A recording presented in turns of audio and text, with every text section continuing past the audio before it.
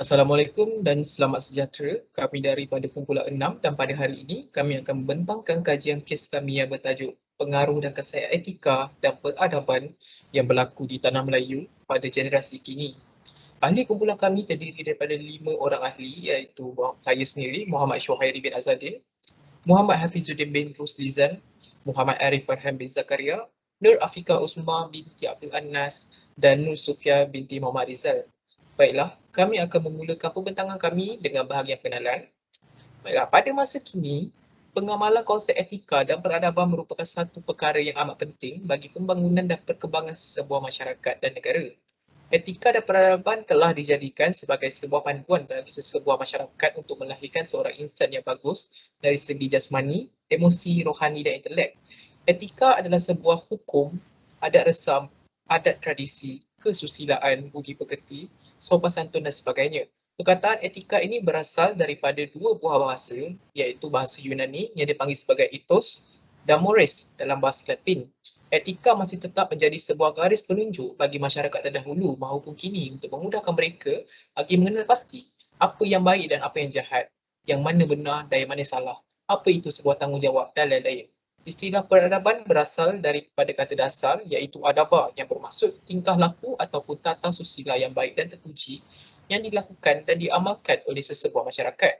Ianya juga diistilahkan sebagai ketamadunan di mana perkataan tersebut berasal dari negara Arab yang disebut sebagai tamadun yang merujuk kepada perbuatan pembukaan bandar dan memperhaluskan budi pekerti manusia.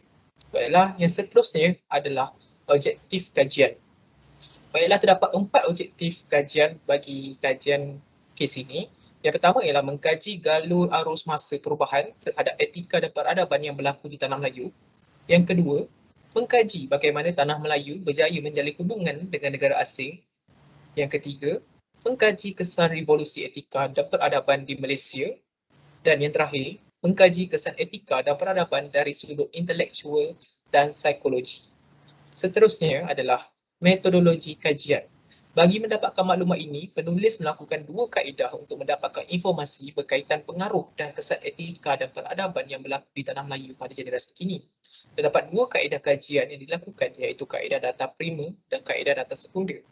Kaedah data prima di mana penulis mendapatkan maklumat dan informasi menggunakan kaedah data prima di mana penulis mendapatkan maklumat secara langsung dengan menyertai kelas secara atas talian daripada pensyarah Lieutenant Colonel Haji Muntaha bin Saleh yang mengajar mata pelajaran etika dan peradaban. Seterusnya adalah kaedah data sekunder. Penulis mendapatkan maklumat berkaitan kesan-kesan etika dan peradaban dan sejarah etika dan peradaban di Tanah Melayu menggunakan internet, tayangan slide dan buku rujukan. Okey, seterusnya ialah dapatan kajian. Hasil daripada kajian ini kami mendapati bahawa Malaysia akan menjadi sebuah negara yang mempunyai masyarakat yang berbagai kaum dan berlainan cara hidup. Malaysia juga berjaya menjalankan hubungan diplomatik bersama dengan negara luar. Seterusnya, Malaysia akan menjadi sebuah negara yang mempunyai sistem organisasi dan institusi sosial yang teratur dan mempunyai sistem perundangan yang teratur dan sistem nilai serta moral. Seterusnya, Malaysia menjadi sebuah negara yang mempunyai pelbagai kaum. Seperti mana kita tahu, Malaysia ialah sebuah negara yang berbilang kaum yang hidup dalam keadaan aman dan damai, iaitu mewakili 3 kaum yang utama, iaitu Melayu, Cina dan India. Penubuhan Malaysia pada 16 September 1963 merangkumi Tanah Melayu, Sabah dan Sarawak serta Singapura. Namun selepas Singapura keluar daripada Malaysia pada tahun 1965 telah mewujudkan satu persekutuan besar merangkumi Persekutuan Tanah Melayu, Sabah dan Sarawak, Singapura serta Brunei ke dalam satu bentuk entiti politik dan ekonomi yang sama.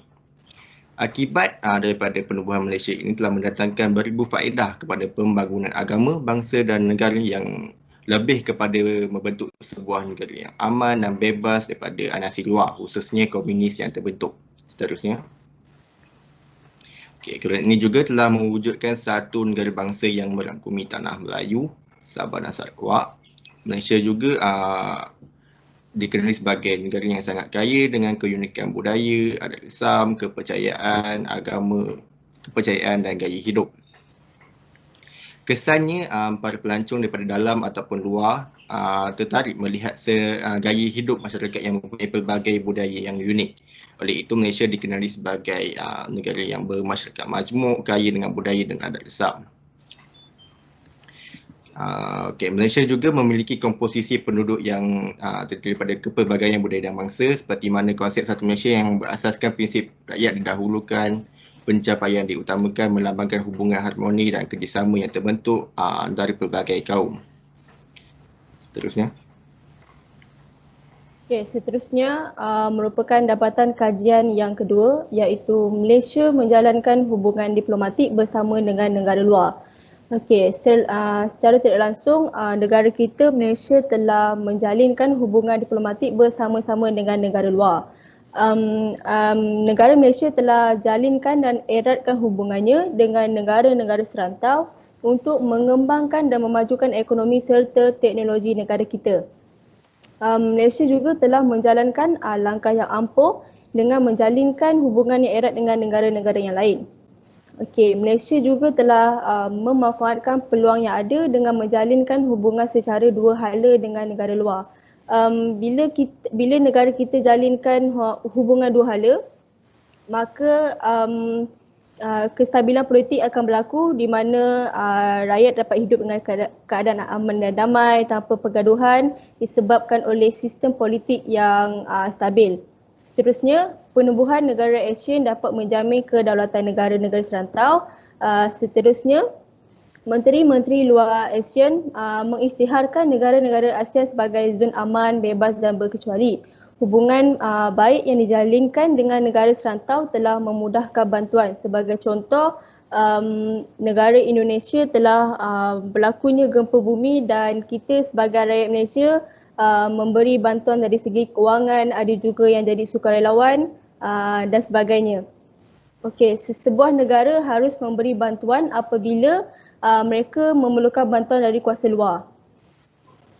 Negara serantau juga akan memberikan bantuan dengan segera apabila negara kita memerlukan bantuan kerana hubungan yang erat telah dijalinkan. Negara kita juga tidak berperang dengan negara lain atau melibatkan diri dalam konflik antarabangsa dan serantau. Penumbuhan 6 telah berjaya mengelakkan campur tangan kuasa asing dalam hal ehwal sebuah negara dalam menyelesaikan pertelingkahan antara negara. Seterusnya, Sufia. Untuk dapatan kajian yang seterusnya adalah Malaysia menjadi sebuah negara yang mempunyai sistem organisasi dan institusi sosial yang teratur. Iaitu selepas merdeka, Malaysia mempunyai sistemnya yang tersendiri. Seperti sebagaimana yang kita tahu, Malaysia merupakan sebuah negara yang mengamalkan sistem demokrasi berasaskan kepada sistem persekutuan. Berdasarkan kepada peruntukan ini, negeri-negeri Perlis, Kedah, Pulau Pinang, Perak, Selangor dan seterusnya telah bersetuju dengan konsep penubuhan negara Malaysia. Setiap negeri yang terbabit ni, dia telah menyerahkan sebahagian kuasa-kuasa masing-masing seperti keuangan, pertahanan, pelajaran, luar negara dan lain-lain lagi seperti mana yang tercatat dalam Perlembagaan Malaysia untuk ditadbir oleh kerajaan pusat. Parlimen Malaysia ni dia merupakan lambang struktur demokrasi kerajaan dan dia juga mencerminkan aspirasi rakyat melalui perwakilan yang dipilih iaitu yang merupakan badan pengubal undang-undang tertinggi negara yang terdiri daripada 3 komponen utama iaitu yang di-Pertuan Agong, Dewan Negara dan Dewan Rakyat. Orang-orang Melayu telah bersatu padu dalam memastikan bahawa hak-hak pribumi ni dan kuasa Sultan-Sultan Melayu ni dia dikekalkan dan tidak hanya sebagai simbol kepada kuasa British. Meskipun begitu, sistem dan doktrin kerajaan British telah diadaptasi kepada pelbagai lapisan dari segi sistem pentadbiran kerajaan, sistem ketenteraan, sistem keuangan, sistem pendidikan dan kesihatan serta banyak lagi yang pro dan kontra yang telah kita berjaya amalkan. Slide seterusnya.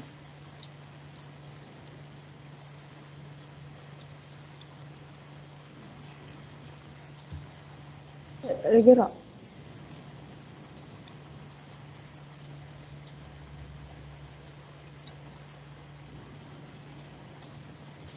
Sesebuah negara majmuk seperti Malaysia amat memerlukan pelbagai konsep dan formula penyatuan rakyat ke arah pembinaan satu negara bangsa yang kukuh, muafakat, progresif serta makmur.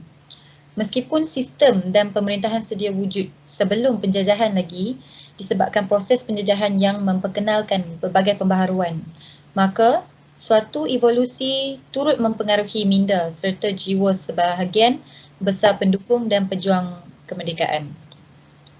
Sebagai generasi merdeka, kita sendiri amat yakin konsep ini mampu mencapai matlamatnya jika diterima seluruh warga negara, termasuk generasi merdeka seperti kita. Oleh sebab itu, seluruh generasi merdeka di Malaysia perlu diberikan penjelasan terperinci mengenai prinsip pembinaan negara bangsa yang termaktub dalam Perlembagaan Persekutuan dan yang diperkukuhkan lagi oleh rukun negara.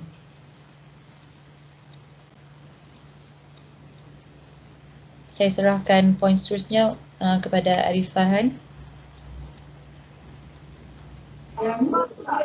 Assalamualaikum warahmatullahi wabarakatuh. 4.4, Malaysia mempunyai sistem perundangan yang teratur dan sistem nilai serta moral, iaitu mengatur perlakuan dan tindak tanduk masyarakatnya. Dengan adanya sistem perundangan seperti ini, rakyat Malaysia akan mempunyai sebuah pegangan untuk menjalani hari-hari mereka yang akan dilalui. Undang-undang di Malaysia digubah oleh Parlimen yang ada di Malaysia. Setiap daripadanya akan dibincang terlebih dahulu sebelum diwartakan.